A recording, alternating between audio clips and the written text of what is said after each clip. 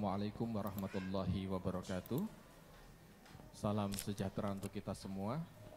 Puji syukur kita panjatkan kehadirat Allah Subhanahu wa taala atas berkat dan perlindungannya kita bisa hadir mengikuti taklimat media bertajuk Bersama Manfaatkan Rapor Pendidikan Menuju Pendidikan Bermutu untuk Semua.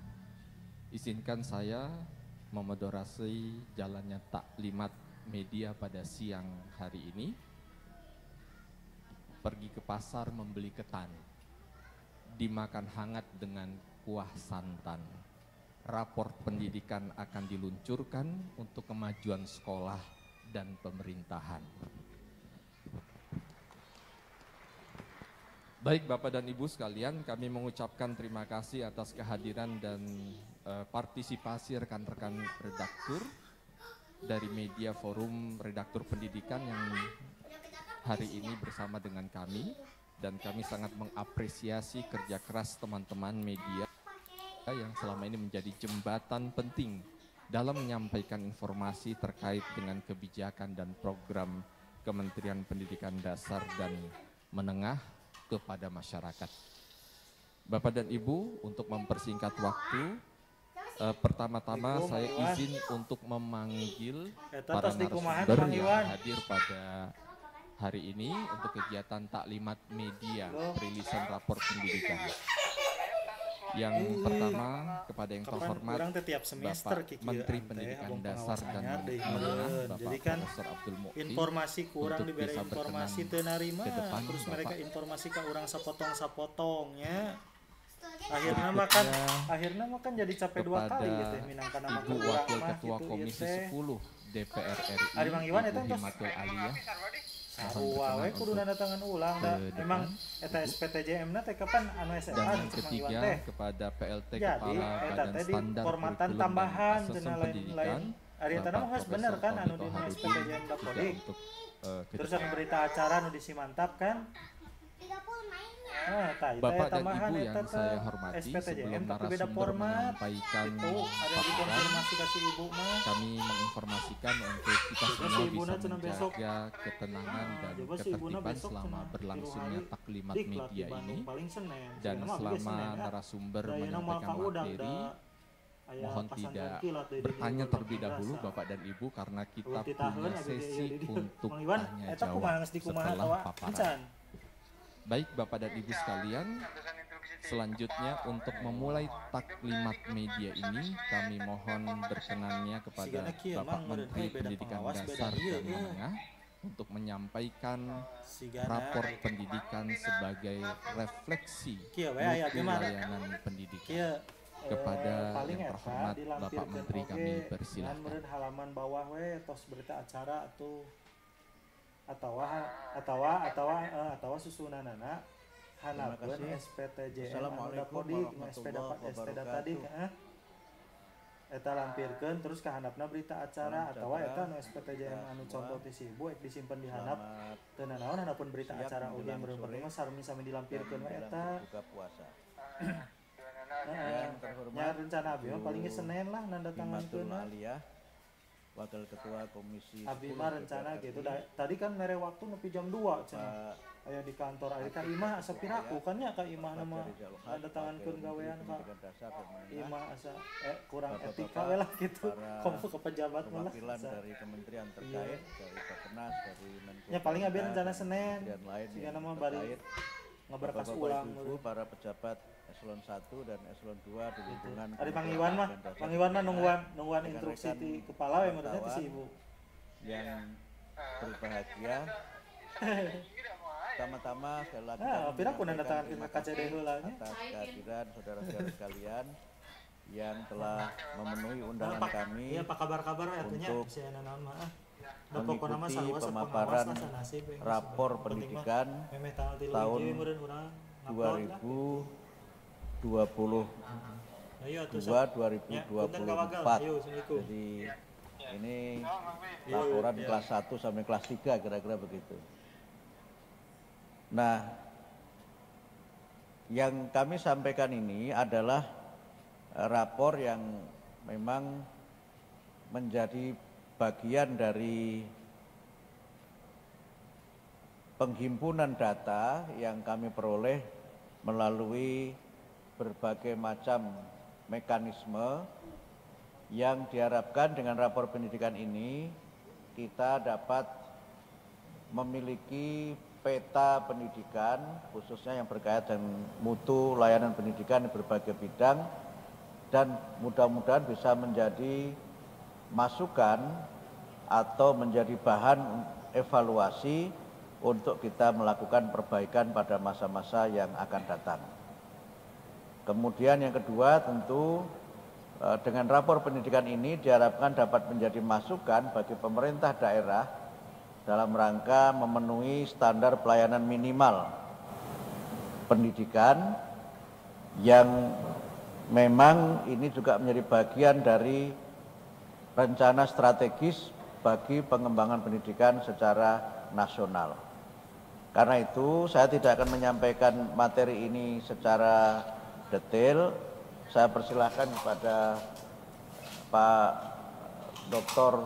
Tony Toharudin untuk nanti dapat menyampaikan. Tapi mungkin sebelum itu mungkin Bu Himah sambutan dulu atau setelah Pak Tony? Jadi sebelum Pak Tony atau Bu Himah dulu? Bu Himah aja ya nanti. Mungkin Bu Himah nanti perespon pertama dari laporan itu, kira-kira begitu. Jadi Pak Tony paparan dulu, kemudian nanti Bu Himah, baru nanti rekan-rekan wartawan. Saya kira demikian. Terima kasih. Saya persilahkan kepada Pak Tony. Mohon maaf moderator, saya menyerahkan ke Pak Tony. Kayaknya moderatornya agak tegas pada hari ini. Tadi sudah ada rambu-rambunya dan lain-lain sebagainya, itu agak ngeri-ngeri sedap gitu. Karena itu atas izin moderator saya persilakan Pak Tony untuk menyampaikan paparannya. Terima kasih. Assalamualaikum warahmatullahi wabarakatuh. Terima kasih Pak Menteri. Bismillahirrahmanirrahim. Assalamualaikum warahmatullahi wabarakatuh. Selamat sore, salam sejahtera buat kita semua. Sudah ada. Yang saya hormati Bapak Menteri Pendidikan Dasar dan Menengah, Bapak Abdul Mukti. Yang kami hormati Wakil Ketua Komisi 10, Ibu Himatul Aliyah. Yang saya hormati Wamendikdasmen, Prof. Atip dan Mas Fajar. Yang saya hormati seluruh eselon 1 dan juga perwakilan dari kementerian lain. Yang saya hormati staf ahli menteri, staf khusus menteri,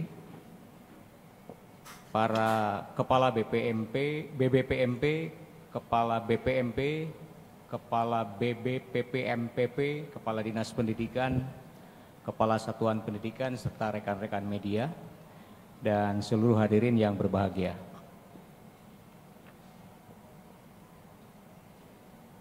Sejak tahun 2022, rapor pendidikan ini telah digunakan satuan pendidikan dan juga pemerintah daerah sebagai acuan dalam merencanakan strategi peningkatan mutu layanan pendidikan.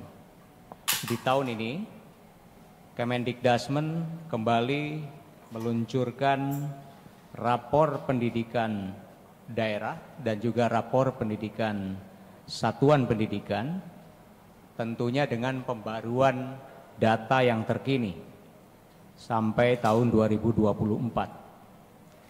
sebagai platform yang menyajikan hasil evaluasi sistem pendidikan. Dengan demikian rapor pendidikan ini bersama-sama kita jadikan sebagai bahan refleksi mutu layanan pendidikan. Next slide. Rapor pendidikan merupakan salah satu sumber data terpercaya yang perlu terus dimanfaatkan untuk peningkatan mutu layanan pendidikan, baik oleh satuan pendidikan, pemerintah daerah, maupun publik atau masyarakat. Dan saat ini, di next slide, rapor pendidikan ini telah menjadi bagian dari rumah pendidikan. Rapor satuan pendidikan bisa diakses di ruang sekolah dan memuat data hasil pemetaan mutu satuan pendidikan yang kemudian dapat dimanfaatkan sebagai dasar perencanaan program penganggaran, kemudian refleksi guru hingga perbaikan kualitas pembelajaran. Next slide. Rapor pendidikan daerah bisa diakses melalui ruang pemerintah dan memuat hasil pemetaan mutu pemerintah daerah dan pencapaian SPM pendidikan yang kemudian bisa digunakan sebagai acuan di dalam perencanaan berbasis data dalam rangka peningkatan mutu pendidikan. Rapor pendidikan Indonesia, rapor publik, ini juga bisa diakses melalui ruang publik dan bisa dimanfaatkan untuk memantau mutu pendidikan di tiap daerah atau di tiap satuan pendidikan tingkat nasional serta mengadvokasikan perbaikan berbagai aspek layanan pendidikan yang tentunya perlu mendapatkan perhatian. Next slide. Rapor pendidikan telah menyediakan berbagai fitur yang bisa dimanfaatkan oleh satuan pendidikan dan juga daerah untuk melakukan penjaminan mutu internal dan juga penjaminan mutu eksternal, mulai dari fitur ringkasan untuk melihat capaian indikator prioritas, kemudian fitur akar masalah untuk melihat permasalahan pada indikator prioritas, kemudian fitur inspirasi benahi untuk melihat berbagai rekomendasi perbaikan, serta unduhan laporan rapor yang memberikan laporan komprehensif kondisi mutu layanan. Di slide 6, grafik tersebut menunjukkan bahwa data yang ditampilkan di dalam rapor pendidikan lebih heterogen dan dibuktikan dari distribusi capaian yang relatif lebih merata dibandingkan dengan distribusi capaian pada penilaian sekolah melalui rapor murid yang memiliki distribusi relatif lebih homogen. Berikutnya terkait dengan bagian yang kedua ini, keterkaitan rapor pendidikan dan standar nasional pendidikan. Rapor pendidikan menampilkan data hasil evaluasi yang dibangun dalam kerangka evaluasi sistem pendidikan, mencakup area input, kemudian proses, dan output pembelajaran. Data yang tersaji dalam rapor pendidikan bersumber dari hasil asesmen nasional, kemudian Dapodik, kemudian juga EMIS Kementerian Agama, kemudian platform GTK, kemudian Tracer Study, dan juga Sakernas dari Biro Pusat Statistik.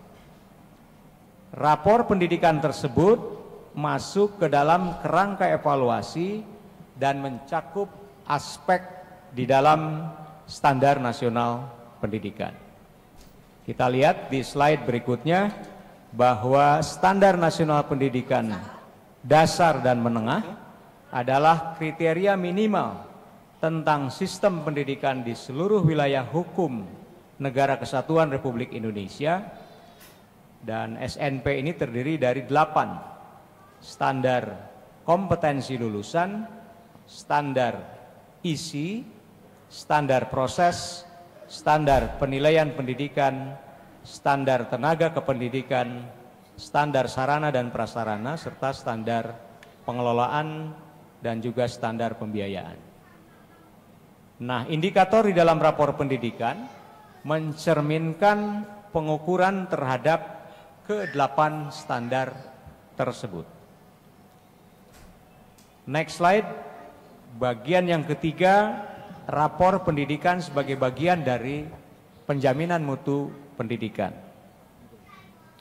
Kalau kita melihat slide ini, rapor pendidikan itu sebagai sumber data utama di dalam penjaminan mutu yang menampilkan kondisi layanan pendidikan tingkat nasional, tingkat daerah, dan juga tingkat satuan pendidikan. Pemanfaatan rapor pendidikan di dalam sistem penjaminan mutu internal, yakni melalui proses evaluasi diri dan sistem penjaminan mutu eksternal, melalui penilaian berbagai pemangku kepentingan seperti Badan Akreditasi Nasional PAUD Dikdasmen, kemudian penilaian capaian SPM pendidikan, kemudian pencapaian target Renstra dan juga RPJPN. Muara dari sistem penjaminan mutu ini adalah peningkatan dan juga pemerataan mutu layanan pendidikan di seluruh wilayah Indonesia. Slide ke-13, rapor pendidikan menyajikan data asesmen nasional dan berbagai data pendidikan lainnya. Salah satu instrumen di dalam asesmen nasional adalah asesmen kompetensi minimum yang mengukur capaian kompetensi minimum murid di dalam literasi dan numerasi. Grafik ini menunjukkan bahwa proporsi murid yang mencapai kompetensi minimum di dalam literasi dan numerasi menunjukkan peningkatan dari tahun ke tahun. Artinya semakin banyak murid yang mencapai kompetensi minimum di dalam AKM.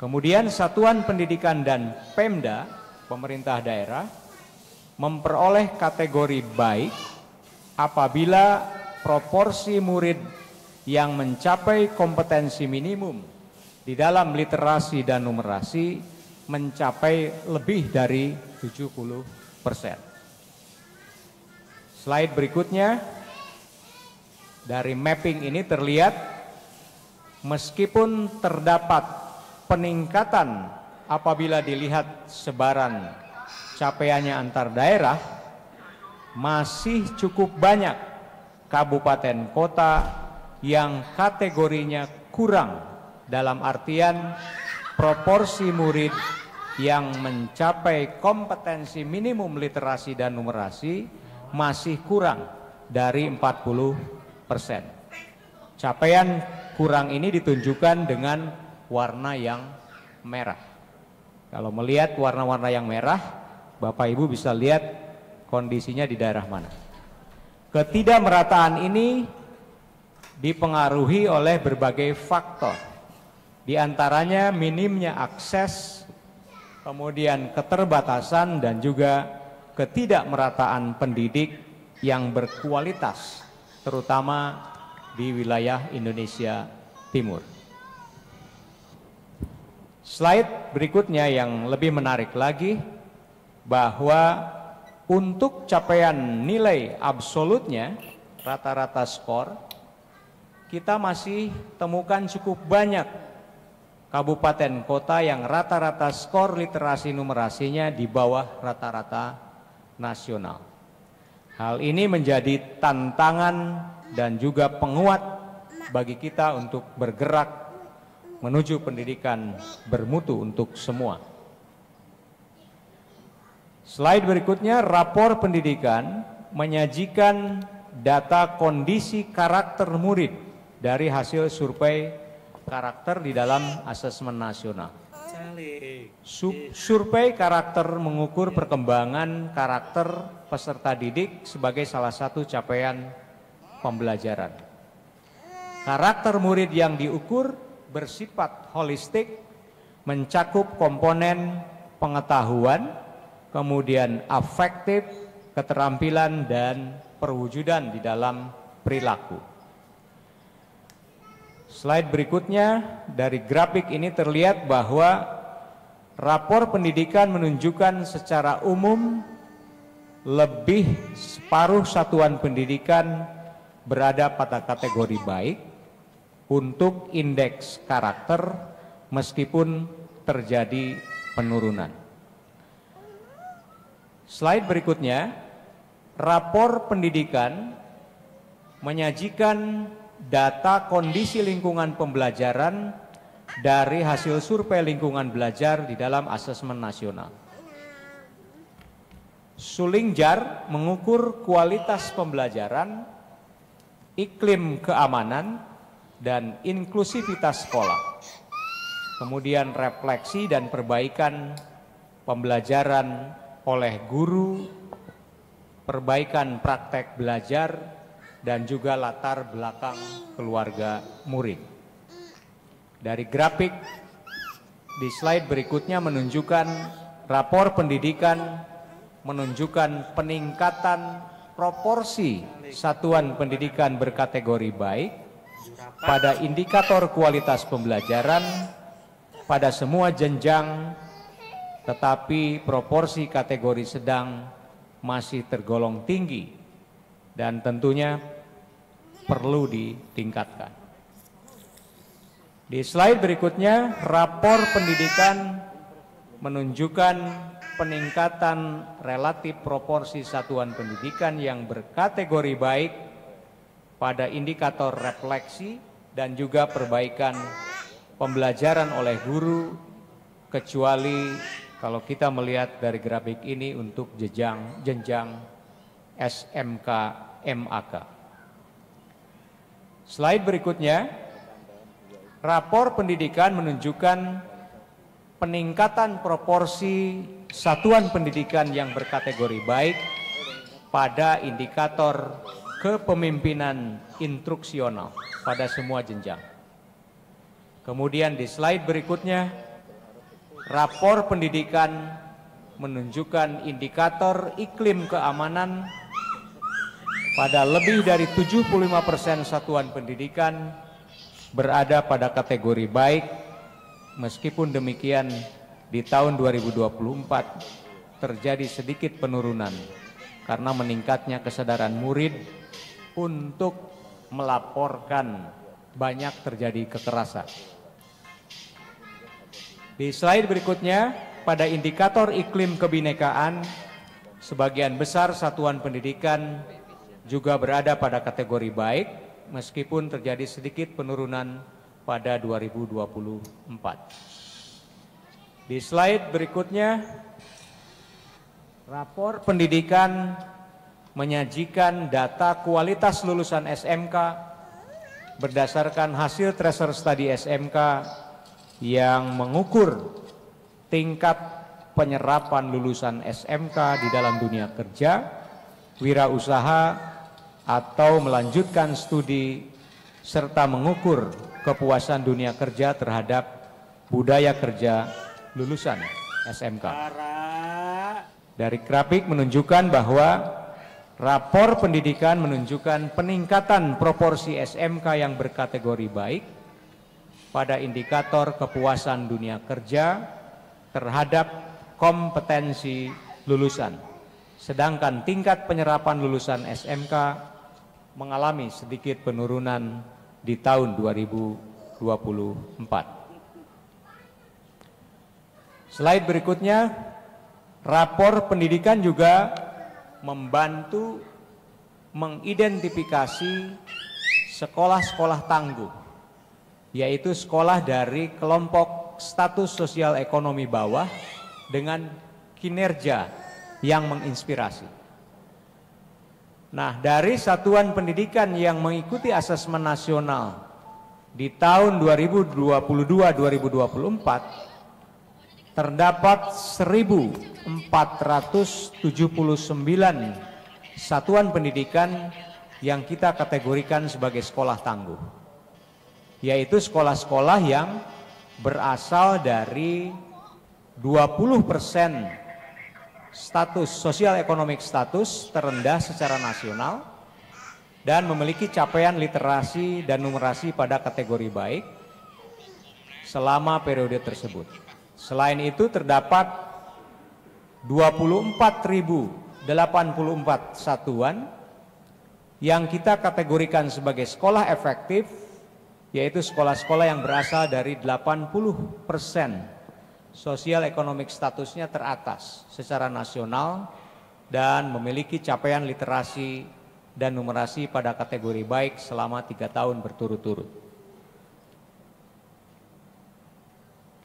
Hal ini menunjukkan bahwa sekolah-sekolah yang memiliki berbagai macam keterbatasan tidak menghambat mereka untuk memiliki kinerja yang baik dan tetap bersaing dengan sekolah-sekolah yang mungkin memiliki keunggulan dari segi akses dan juga sumber daya.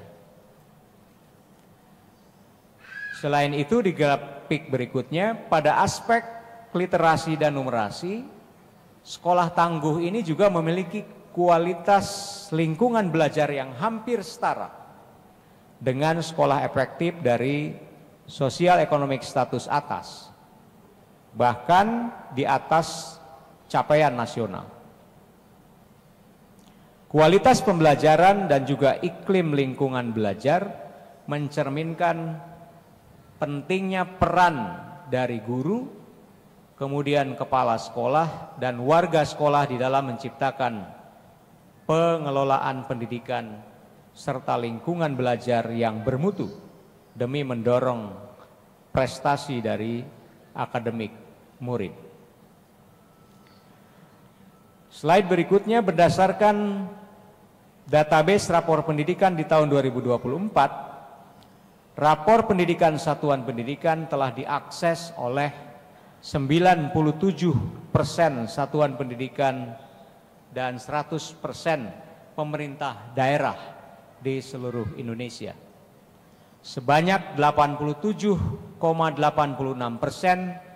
menyatakan bahwa platform rapor pendidikan mudah diakses dan menyediakan informasi yang dibutuhkan.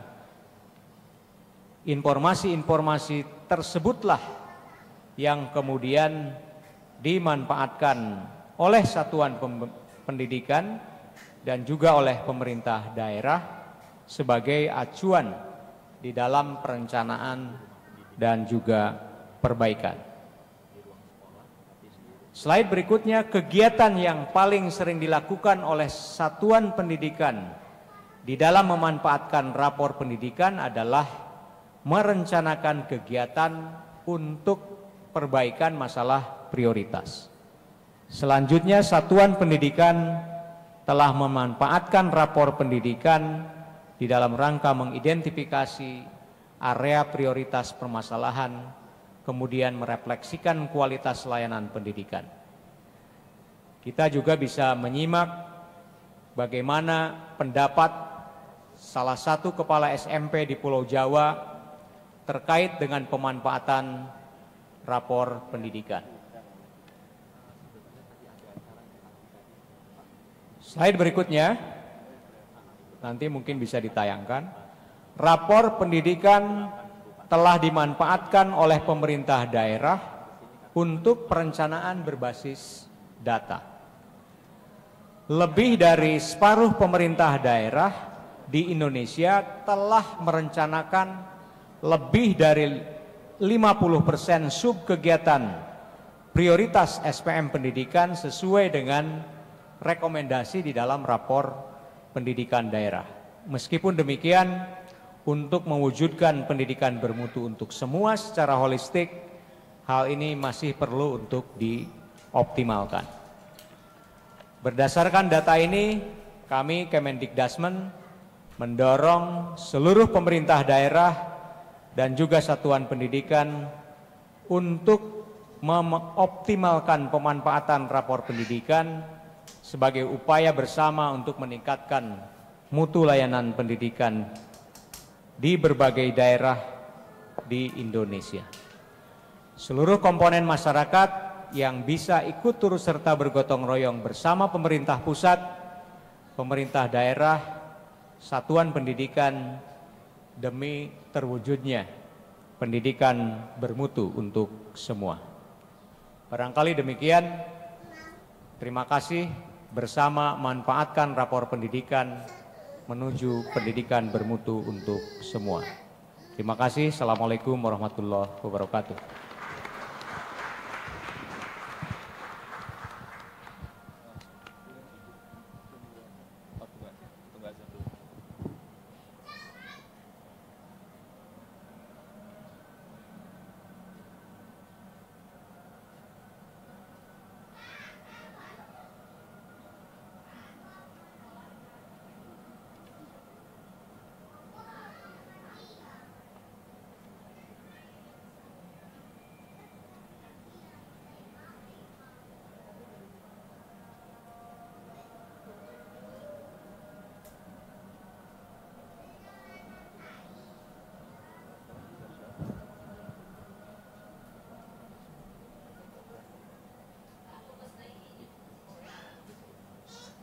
Iya, harus didadarkan. Abi gak siap no.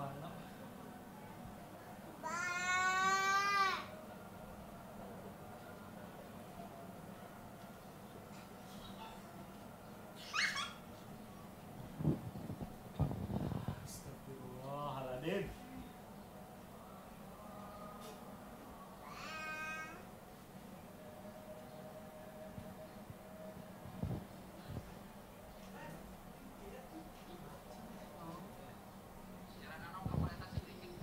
Baik, terima kasih Prof. Tony Taharudin yang telah menyampaikan penjelasan teknis pemetaan mutu berdasarkan rapor pendidikan. Tadi sudah jelas kita melihat banyak indikator yang ada di rapor pendidikan, kemudian pencapaiannya sampai dengan pemanfaatannya di satuan pendidikan dan juga pemerintah daerah.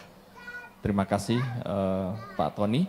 Berikutnya kita akan mendengarkan juga penyampaian arahan dari Ibu Himatul Aliyah, Wakil Ketua Komisi 10 DPR RI. Kepada Ibu dipersilahkan. Terima kasih kepada moderator.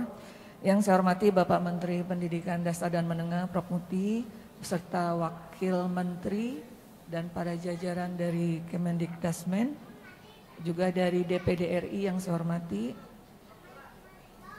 Pertama, dengan adanya taklimat ini adalah suatu tradisi yang sangat baik. Saya mengapresiasi karena sudah 2 kali ada taklimat ya Prof ya. Jadi memang media juga harus mendapatkan informasi yang dari sumbernya langsung. Jadi kami dari Komisi 10 DPR RI atas nama pimpinan mengapresiasi apa yang dilakukan oleh Kemendikdasmen.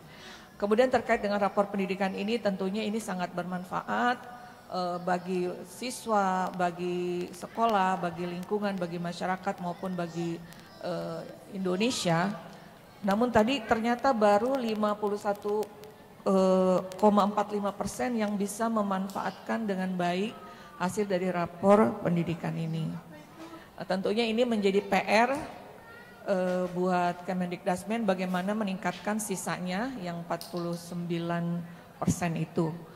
Tadi Prof. Muti di awal-awal bertemu dengan saya bilang, Bu ini rapotnya kayaknya belum bagus karena memang Pak Menteri baru bekerja 4 bulan. Jadi ini adalah penilaian di tahun yang kemarin ya. Mudah-mudahan nanti dengan kementerian yang baru, dengan kinerja yang baru, mudah-mudahan rapor pendidikan kita akan lebih dahsyat begitu, meningkat ke arah yang lebih baik. Nah tadi dikatakan ada standar nasional pendidikan.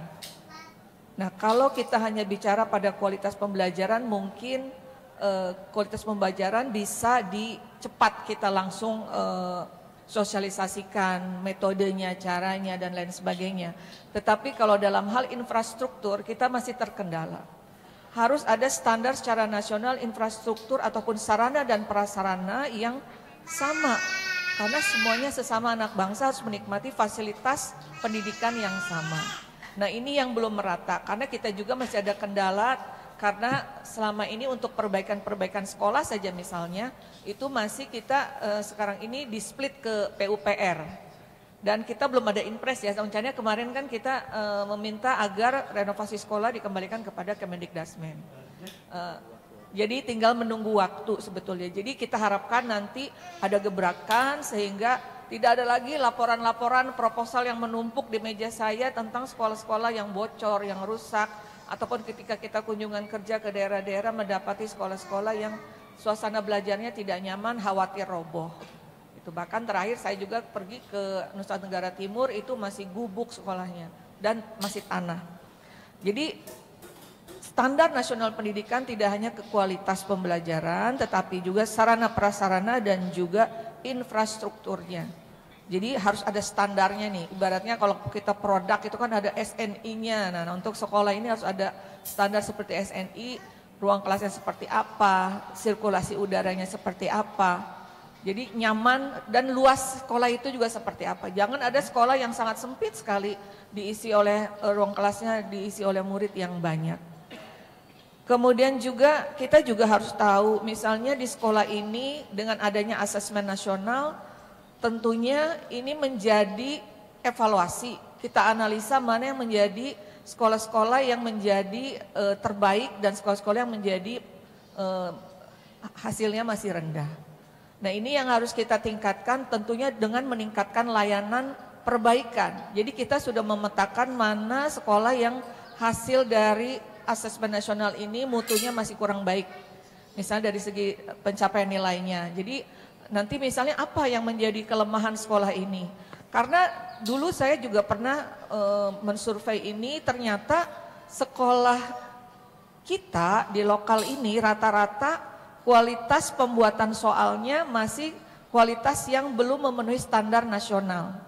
Sehingga ketika siswa mengikuti asesmen, karena standar di sekolahnya itu soalnya rendah, sehingga ketika mengikuti asesmen nasional dia terkaget-kaget. Karena asesmen nasional sifatnya lebih banyak analisa dalam soal. Contoh saja misalnya di SD lebih banyak soal seperti ini misalnya. Ibu Kartini lahir di titik-titik. Sehingga anak-anak menjawab ada yang lahir di tempat tidur. Ada yang lahir di bidan. Ada yang lahir di rumah sakit. Ada yang lahir di Jepara. Itu jawaban nggak ada yang salah loh. Jawabannya benar semua. Yang salah gurunya yang membuat soal. Nah oleh karena itu kan pernah juga digalakan yang namanya analisis item ya, ada aplikasinya itu analisis item, sehingga kemungkinan yang membuat soalnya yang salah bukan siswanya, karena tidak ada murid membaca. Contohnya saja misalnya anak saya waktu itu ujian di sekolahnya. Ditulis sedang apakah siswa di luar sana. Anak saya refleks melihat keluar, lihat jendela. Teman-teman sekolahnya sedang bermain basket. Ternyata di soalnya ada tidak ditulis sedang apakah siswa di gambar ini. Di gambar itu sedang main bola. Jadi ketika saya bilang, "Dek, ini sedang main apa? Bola." "Kok kamu jawabnya basket?" "Di luar lagi main basket." Nah, itu salah satu ketidaktelitian pembuatan soal juga berpengaruh terhadap hasil yang diharapkan dari raport siswa misalnya. Nah, soal-soal yang kita ikuti juga dalam program studi yang selalu diikuti oleh Indonesia sejak tahun 2001 yaitu PISA, skor kita kan makin menurun.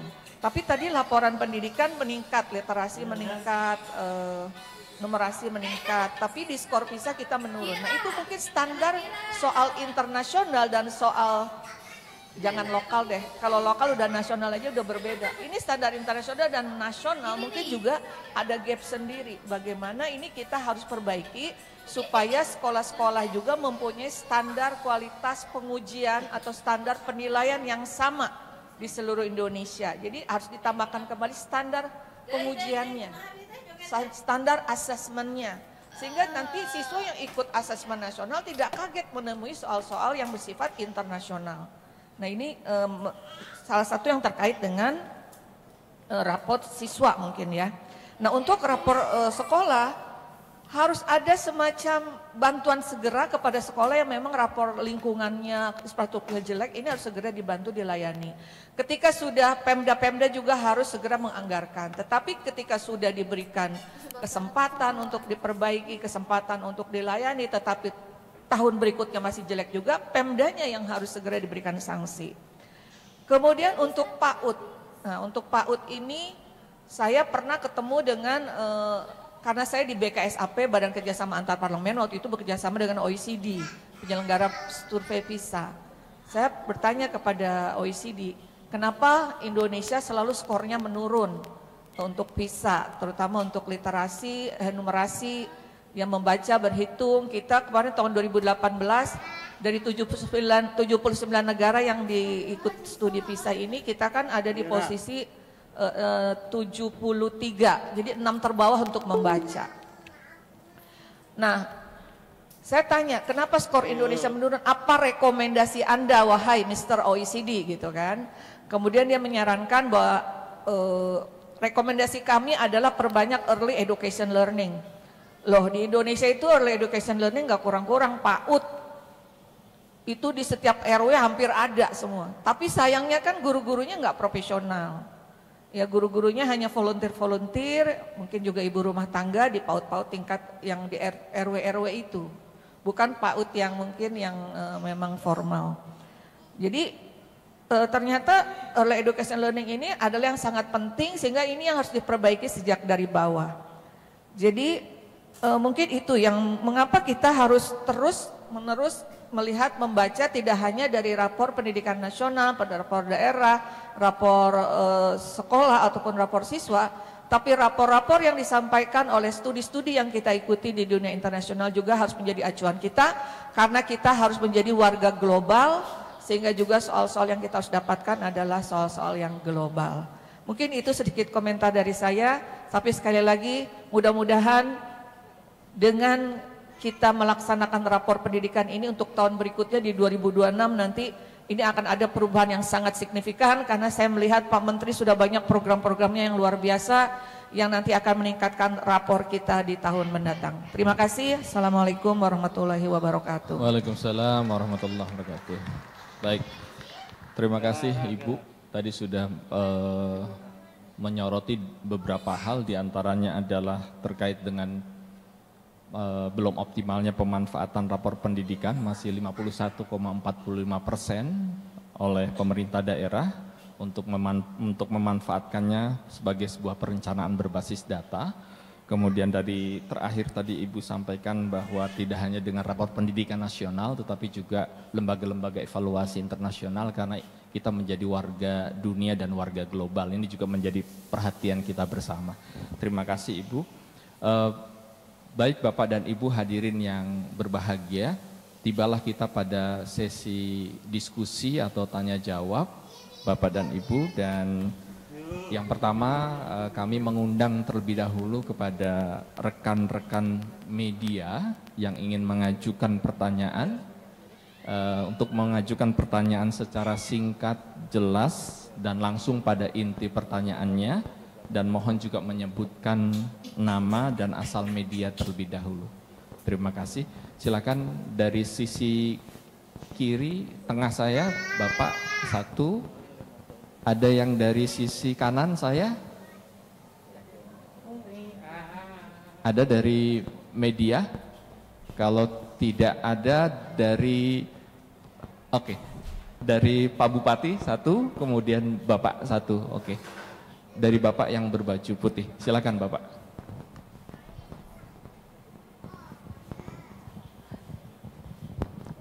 Bismillahirrahmanirrahim. Assalamualaikum warahmatullahi wabarakatuh. Nama saya Nasrullah Nara dari Harian Kompas. Mohon izin Bapak, Pak Menteri, saya mau nanya, apakah rapor pendidikan itu juga mencakup atau menelisik soal pemetaan guru, mapping tentang sebaran guru misalnya, karena ini juga persoalan besar dalam pendidikan kita ya. Infrastruktur oke, tapi kalau gurunya nggak pas ya seperti ini dikatakan Ibu tadi juga ya nggak pas gitu ya. Kalau gurunya tidak bermutu ya juga tidak meningkatkan mutunya gitu ya. Nah, persoalan besar di kita itu sebarannya. Sebarannya itu apakah juga terpetakan dalam rapor ini? Karena yang bermasalah juga tidak hanya soal sebaran jumlah ya. Bisa jadi jumlahnya pas tapi nggak pas dengan nggak sinkron dengan bidang studi yang diajarkan oleh guru tersebut. Tidak sinkron antara ketersediaan guru dengan kebutuhannya gitu ya. Nah itu yang pertama. Terus yang kedua, apakah rapor ini ya setahun ke depan tidak terimbas dengan efisiensi anggaran, mengingat efisiensi anggaran ini sangat dahsyat, memotong anggaran yang sudah tersedia. Apakah ada efeknya nantinya terhadap capaian-capaian yang dipaparkan dalam dalam rapor tersebut? Itu aja, Bapak Ibu. Terima kasih. Terima kasih teman dari Kompas. Silakan Pak, berikutnya Pak Bupati.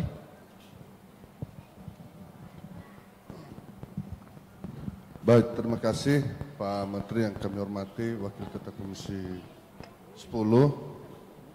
Izin perkenalkan saya Bupati Nias Utara, Pak, Provinsi Sumatera Utara. Kami dari daerah, Pak, kegiatan ini terus kami mendorong dan melakukan. Namun ada beberapa prinsip permasalahan kami tentang dunia pendidikan ini, di mana mengenai infrastruktur ini, Pak, menjadi permasalahan kami daerah tertinggal dan kepulauan, Pak. Di Indonesia ini ada 62 daerah tertinggal. Di Sumatera Utara itu ada 4, Pak Menteri, semuanya di Kepulauan Nias. Salah satu adalah Nias Utara. Menjadi permasalahannya adalah yang sudah sebenarnya tidak permasalahan Indonesia 79 tahun merdeka, Pak. Yang mana di Nias Utara sampai saat ini, Pak, ada 169 lokasi tidak ada jaringan listrik, Pak. 27 titik lokasi tidak ada telekomunikasi. Ada beberapa sekolah kami itu, Pak, harus berjalan anak sekolah sampai 5-7 kilo, Pak. Tidak ada akses jalan. Saya sebagai bupati tidak malu harus mengatakan siapa saya sampai saat ini. Sehingga terus kami berjuang, dan jujur ini kewenangannya bukan di kita, Pak, listrik dan telekomunikasi. Maka saat ini saya memohon dukungan serius dari kementerian dan begitu juga Komisi 10 untuk didesak mereka. Indonesia, Pak Presiden kita berbicara mengenai teknologi yang setiap sekolah ada TV ke depan. Macam mana ada di sana, Pak Menteri? Sedih sekali. Ya, sedih sekali. Tadi kami bersama dengan Pak Prof. Tony mengikuti peluncuran kreasi ya, dan saya dengar ini, saya baca tadi rapor pendidikan, saya hadir ya. Saya terima kasih, saya sudah diikutkan. Ini dia Pak Menteri yang perlu kami sampaikan, ini izin kepada Komisi 10. Tadi Ibu Ketua kami sudah ketemu, tolong Nias Utara berikan kesempatan sebagai bahan ekspos di Komisi 10, apalagi saat ini sedang ada evaluasi mengenai undang-undang pendidikan. Kalau boleh diambil sampel daerah-daerah tertinggal, jangan di sekitar Jawa ini saja, Bapak Ibu. Bagaimana juga kondisi di daerah tertinggal.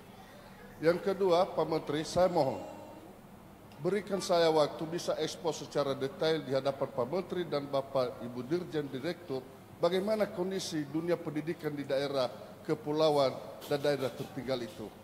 Karena itu ada cerminan khusus yang dapat tergambarkan ya secara khusus seperti itu. Sehingga dalam pertanyaan saya ini tidak mungkin saya bisa jelaskan bagaimana satu persatu. Namun walaupun demikian kondisi pembelajaran sampai saat ini berjalan sebagaimana mestinya. Ya, malapun ada anak sekolah, Pak Menteri, saya harus berkata harus naik rakit setiap hari, menyeberangi jembatan. Dan kalau hujan tidak bisa sekolah. Ada guru harus pakai tali, selai, kalau menyeberangi jembatan kalau musim hujan. Itulah daerah Nias Utara sampai saat ini. Saya melalui kondisi ini, Ya sekaligus juga saya memohon untuk saya dapat diakses Pak Menteri. Saya terus berjuang, mungkin ada beberapa kawan-kawan yang sudah saya jumpai di sini, ya termasuk Pak Andi, dan ini kondisi Pak Menteri. Tolong kami dibantu Pak Menteri bagaimana supaya kondisi permasalahan ini yang sangat fundamental ini, infrastruktur pendidikan ini, segera kami bisa merasakannya. Terima kasih Pak Menteri, hormat saya, nama saya Mr. Long Pak Menteri. Ya Menteri. Sebenarnya nama saya Pak Menteri Abizaro, tapi gelarnya Mr. Long. Kenapa dibilang Mr. Long Pak Menteri? Karena dia adalah laki-laki ganteng. Berikan aplaus. Terima kasih. Terima kasih Pak Bupati Nias Utara. Selanjutnya Bapak. Oke. Baik, terima kasih. Saya perkenalkan Freddy dari JPNN. Untuk Pak Menteri dan Pak Prof. Tony, saya kira pertama apresiasi atas report yang telah disampaikan tadi. Yang kedua, saya ingin statement dari report pendidikan ini, apakah kapan deadline pelaksanaan dan apakah sudah berlangsung bersifat kewajiban, dan kalau ini bersifat kewajiban misalnya atau wajib dilaksanakan, bagaimana kesiapan ya tadi para guru juga punya perbedaan kualitas macam-macam, masih beragam, lalu kemudian sarana dan prasarana pendidikan juga beragam. Tadi testimoni dari Pak Bupati juga mungkin juga representasi dari daerah lain di Indonesia Timur misalnya tentang sarana prasarana yang masih sangat terbatas misalnya. Lalu kemudian tantangan ke depan untuk Ibu dari Komisi 10 dan tadi ada Komite 3 di PDRI. Saya kira ini menjadi catatan sebagai wakil rakyat juga untuk memperjuangkan hal-hal yang menjadi hal pokok berkaitan dengan pendidikan. Saya kira itu. Terima kasih. Ya, terima kasih kawan dari JPNN. Kita cukupkan 3 dulu ya Bapak Ibu sambil mendengarkan lagi, nanti jika ada waktu kita akan tanya kembali. Ibu dulu. Oke, Ibu silakan. Terima kasih. Tadi ada menyangkut pendidikan di Nias dan juga tadi dari JPNN. Kami dari Komisi 10 saat ini sudah sedang melaksanakan panja pendidikan daerah 3T. Jadi adalah concern kami di Komisi 10 dengan adanya panja ini, kami juga memerlukan masukan-masukan. Tadi juga sudah ada masukan dari Bapak ya, bahwa Nias Utara dijadikan expose juga dari Komisi 10. Nanti saya sampaikan kepada para pimpinan di Komisi 10 Pak, karena ini kan kita kolektif kolegial harus disampaikan semuanya. Dengan adanya panja 3T ini mudah-mudahan apa yang menjadi permasalahan di daerah-daerah akan bisa kita bantu untuk mencarikan solusinya. Begitu ya Pak. Jadi tenang, wakil rakyat sudah buat panja 3T. Terima kasih. Terima kasih Bu. Berikutnya Pak Menteri. Baik, terima kasih Pak Nasrullah. Rapor ini di dalamnya tidak memuat peta tentang guru, tapi kami punya peta tentang guru di direktorat lain, mungkin nanti bisa disampaikan oleh Bu Dirjen GTK dan juga oleh Bu Sekjen. Nanti silahkan disampaikan bagaimana peta guru kita. Kemudian mudah-mudahan efisiensi tidak berdampak Pak, mudah-mudahan kami berusaha semaksimal mungkin. Yang kita efisiensikan adalah operasional di kementerian. Jadi yang berkaitan dengan kebijakan-kebijakan strategis mudah-mudahan tetap terlaksana dengan sebaik-baiknya. Kemudian yang terkait dengan tadi dari Pak Bupati di Nias, ya kami begini Pak, ada beberapa yang memang nanti menjadi kebijakan kami terkait dengan pendidikan di daerah-daerah yang kita sebut dengan 3T itu. Yang pertama adalah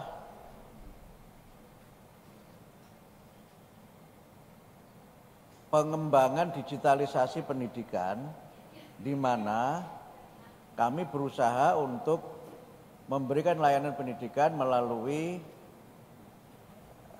kemarin Pak Presiden menyampaikan, mudah-mudahan bisa kita penuhi segera untuk penyediaan berbagai macam pelayanan digital pendidikan dalam bentuk TV dan sebagainya.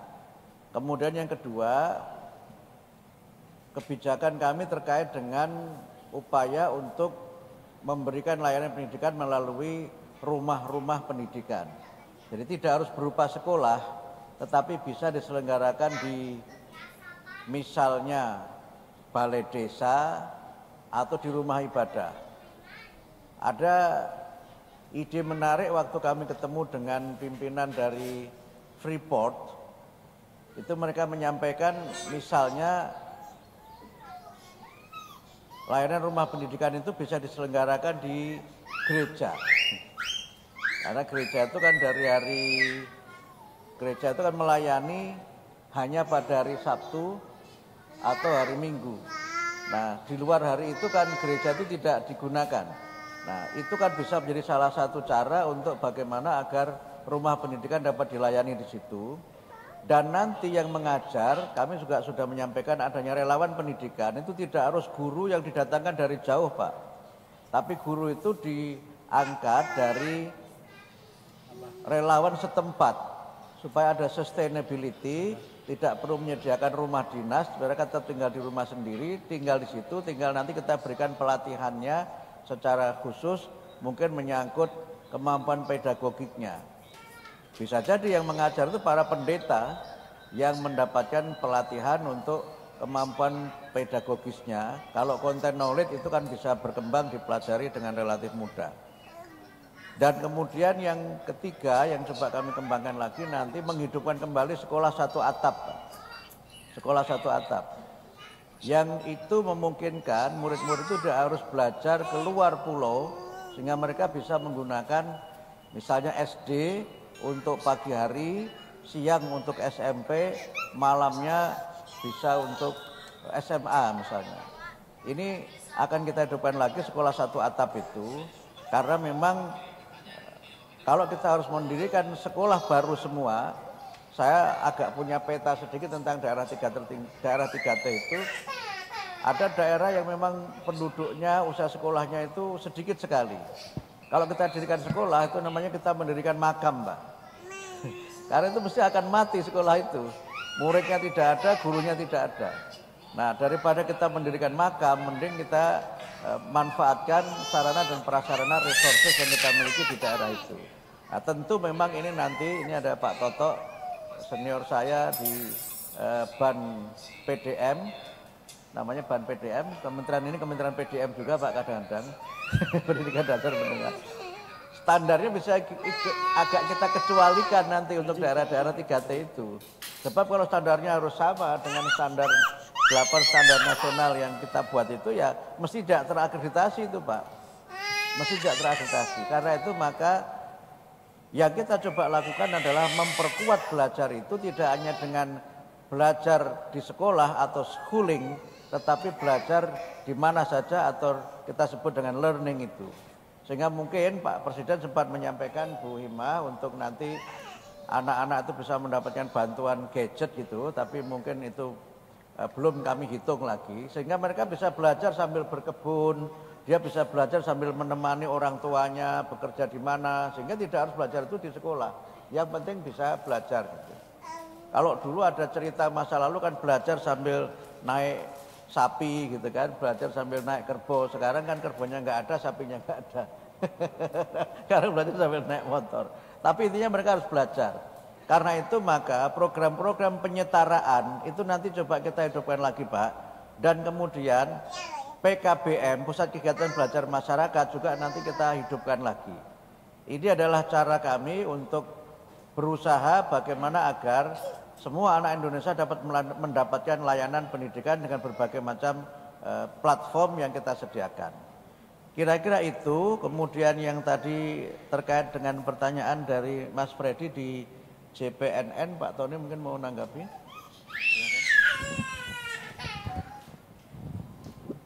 Ya, pertama terkait dengan sebaran guru, itu sebetulnya kami sudah mencantumkannya itu di dimensi C, Pak. Di asesmen nasional ini tentang penilaian kualitas sebaran guru. Jadi ada setiap daerah dengan kategorinya baik, sedang, sama kurang. Jadi skalanya ordinal ya, baik, sedang, kurang. Jadi setiap daerah seperti misalkan tadi daerah Nias Utara itu terlihat bagaimana kategori untuk sebaran guru ini. Tetapi untuk lebih substantif lagi mungkin ada di Direktorat Jenderal GTK. Itu yang pertama. Kemudian berikutnya terkait dengan tadi dari Pak Bupati, kita memang sedang mengkaji tentang masuknya indikator seperti Sarprats, kemudian kesehatan, dan juga resiliensi dari bencana ke dalam rapor. Jadi kita sedang dalam kajian itu, mudah-mudahan bisa kita lakukan segera. Sehingga nanti di dalam rapor memperlihatkan bagaimana variabel Sarprats, variabel kesehatan, dan lain-lain itu. Barangkali itu. Kemudian untuk asesmen nasional itu sudah rutin dilakukan setiap bulan Agustus sampai dengan November, dan ini bergilir setiap jenjang sesuai dengan timeline yang kita tentukan.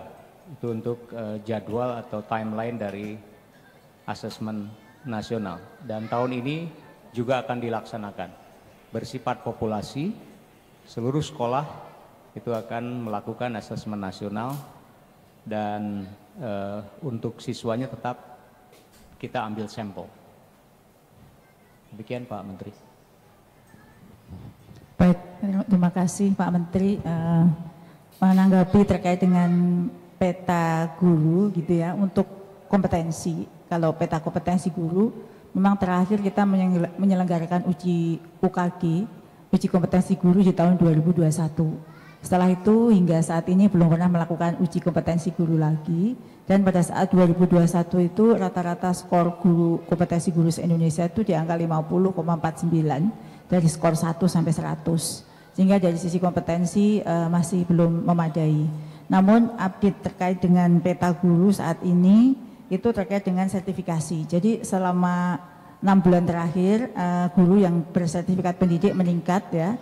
Sekarang dari jumlah guru 2,988.775 yang sudah tersertifikasi meningkat menjadi 1,930.582, yang mana ini 600.000 pada saat akhir tahun 2024 itu bersertifikat.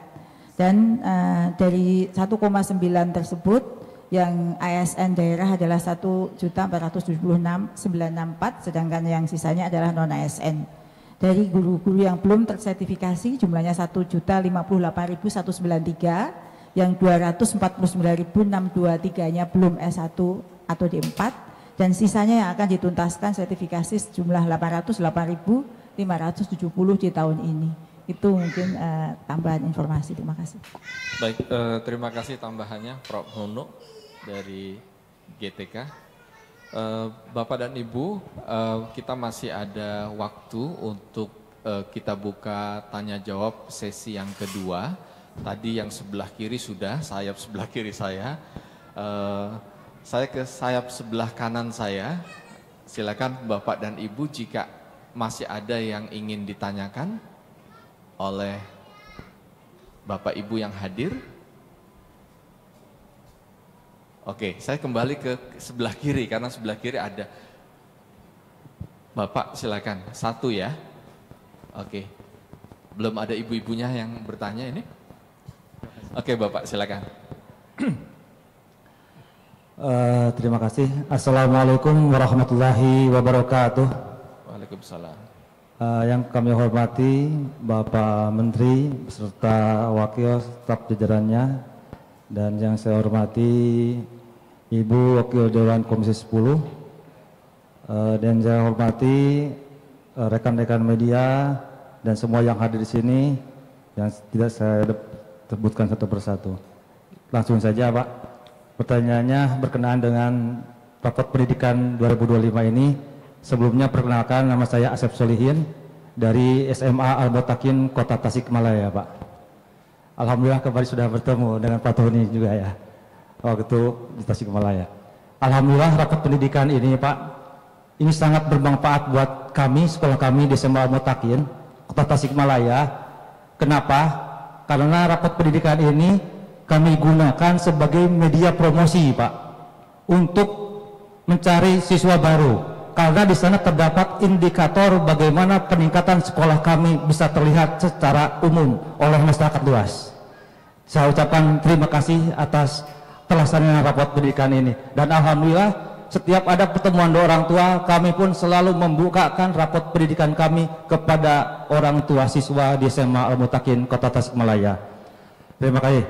Namun yang jadi pertanyaan di sini adalah bagi saya sebagai seorang guru. Tadi kalau nggak salah Bapak menyampaikan berkenaan dengan dimensi, kompetensi, dan kinerja pendidik dan tenaga kependidikan. Yang mana dalam kompetensi dan kinerja GTK ini terdiri dari proporsi GTK bersertifikasi, proporsi GTK penggerak, dan pengalaman pelatihan guru. Ini dimensi ini yang di sekolah kami yang mendapatkan nilainya yang memang cukup ya, karena satu sisi sekolah SMA Al-Mutakin ini sekolah swasta, karena proporsi GTK bersertifikasinya adalah masih sedikit. Namun tadi alhamdulillah sudah mendapatkan penjelasan dari Pak Nunu bahwasanya insya Allah akan ada peningkatan.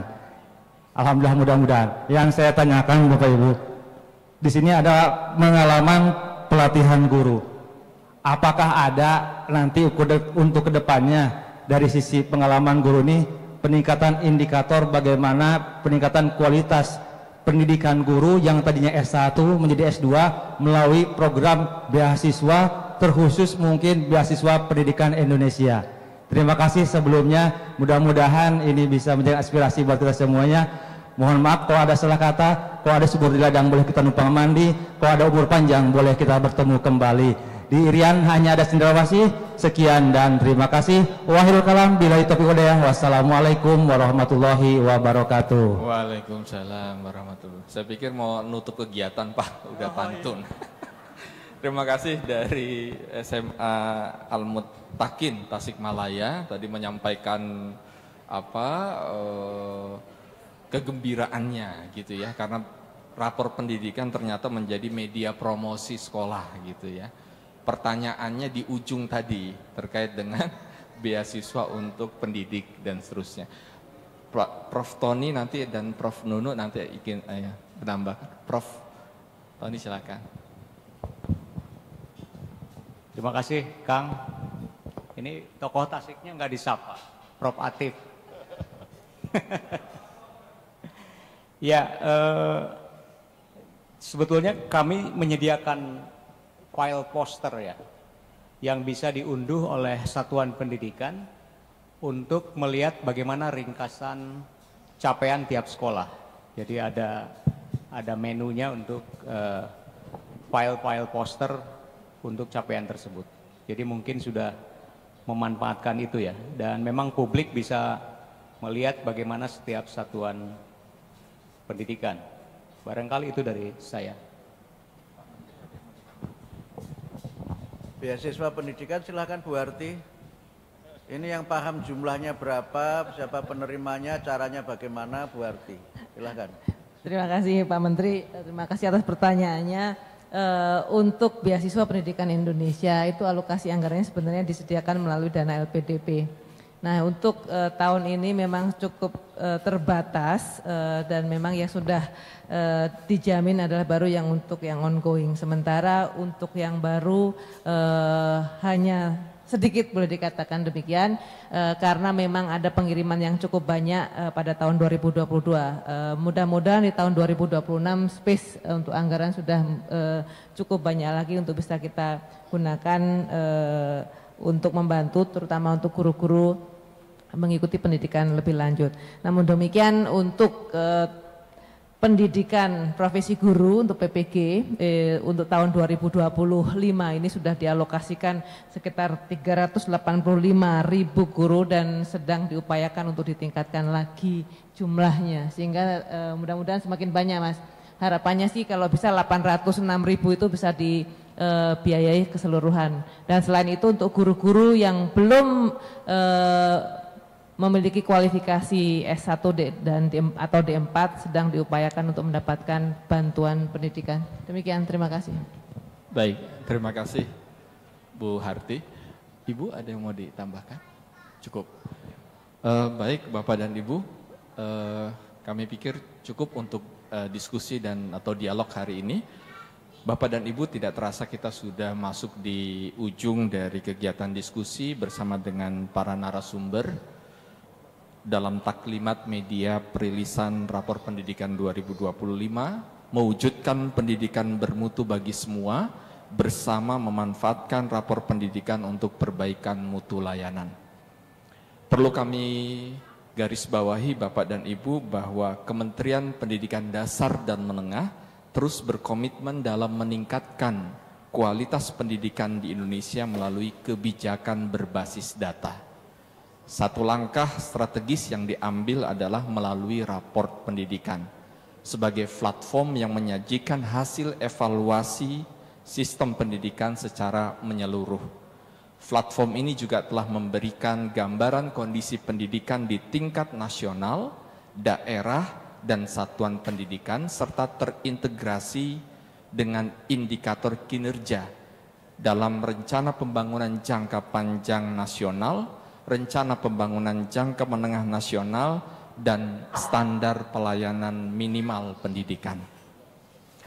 Bapak dan Ibu yang kami hormati, kita berharap seluruh usaha, seluruh ikhtiar kita untuk pendidikan Indonesia ini berjalan dengan baik dan mampu memberikan dampak nyata bagi peningkatan kualitas pendidikan yang bermutu untuk semua.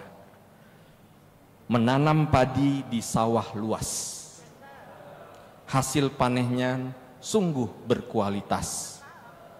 Taklimat ini transparan dan jelas demi pendidikan yang makin berkualitas. Terima kasih Bapak dan Ibu. Assalamualaikum warahmatullahi wabarakatuh. Salam sejahtera untuk kita semua. Terima kasih Pak Menteri, Bu Himiatul dan Pak Tony. Dan terima kasih untuk Bapak Wakil Menteri yang sudah hadir, para eselon 1, eselon 2 dari berbagai kementerian yang juga sudah hadir. Terima kasih.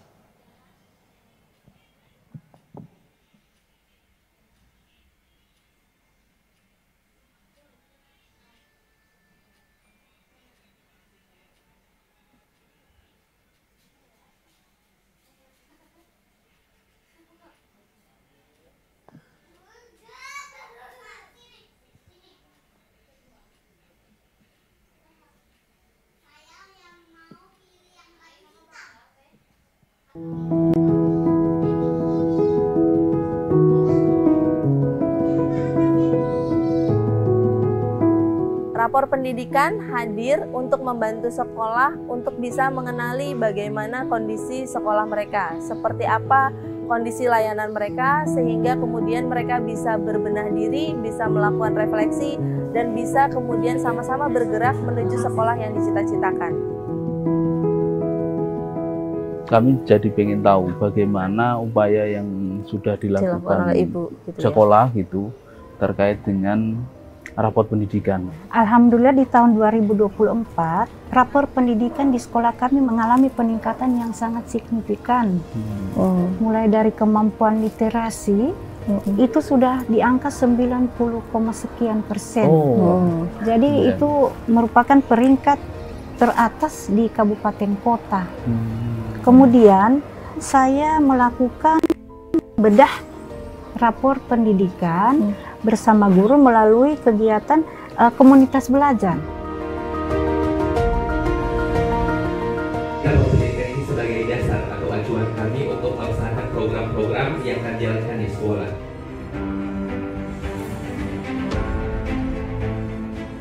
Dinas Pendidikan dan Kebudayaan Kabupaten Gorontalo, kami sangat mendukung program ini.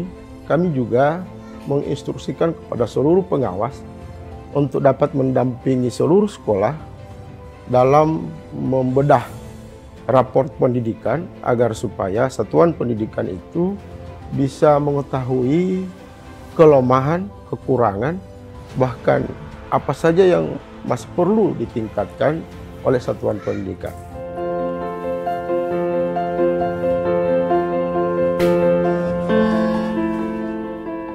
SMP Negeri 1 Boliohuto merupakan contoh sekolah di mana sekolah tersebut menganalisa data rapor dan kemudian melakukan perbaikan.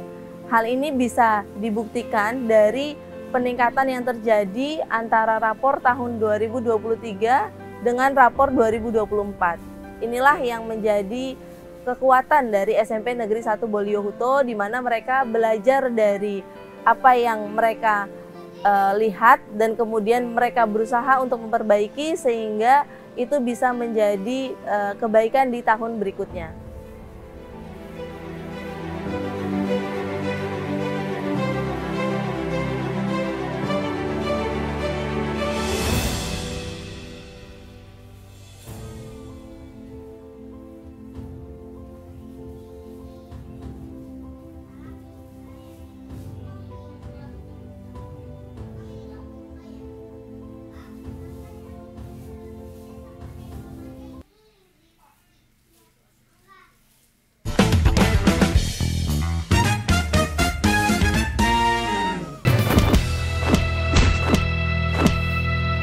Saya nggak kebagian, Ding.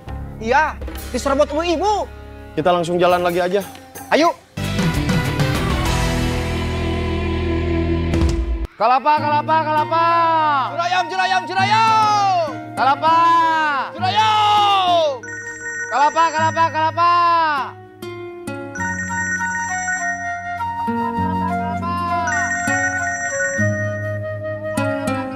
Halo, apa mah? Ini bukan mama, Andy. Kamu mau apa nelfon bapak? Mau ngingetin bapak, biar gak lupa kalau hari ini janji.